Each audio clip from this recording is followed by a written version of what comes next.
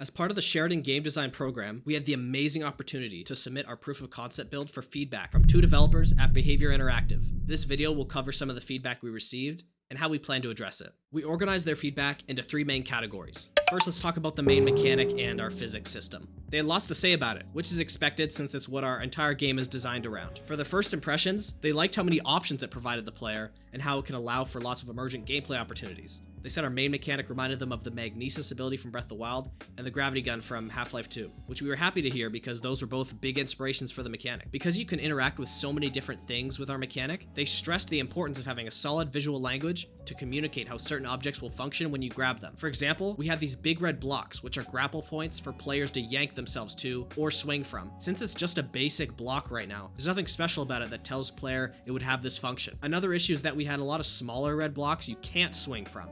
You can pick them up and throw them around. When we started creating art assets for these objects, it's going to be important that their designs are distinct from each other with the proper affordances to prevent players from getting confused or frustrated. For the storm setting, they wanted more things to remind players that this is a storm, both from a visual and gameplay perspective. In any media about tornadoes, you see all sorts of objects that have been sucked into the storm and flying around. They mentioned that we could have more special objects caught in the storm that players can grab and use to overcome challenges. There could even be stuff that harms the player that they can try to avoid. We already have a basic implementation of this with the orbit system, but it was great to hear that they were not just on the same page, but encouraged us to double down on all the interesting things that could happen in a storm. They also mentioned Abiotic Factor as a good game to reference how it places players in a captivating setting that feels alien and entices them to explore and learn more about the world they've just entered. Finally, we have player-driven design. A lot of our design decisions were made as we tried to shape what we wanted the player's experience to be. This is a bit ironic since we also want to let players to decide how they want to do things, focusing on meeting the wants of our players. Here's an example. We have a simple puzzle where you need to reach the top of this platform, and the intended solution is to place the board just like this. But that's not the only way people might try to approach this challenge. One of the testers said they tried tethering the board to the ground and didn't expect when doing so, the tether would be created from the point they grabbed the board from, or how it would react once they made the connection. This resulted in the center of the board getting tethered to the ground, resulting in the board being a very inconvenient spot for reaching the ledge. The issue is that there was a disconnect from what the tester expected to happen and what actually happened. The beautiful and tricky part of emergent design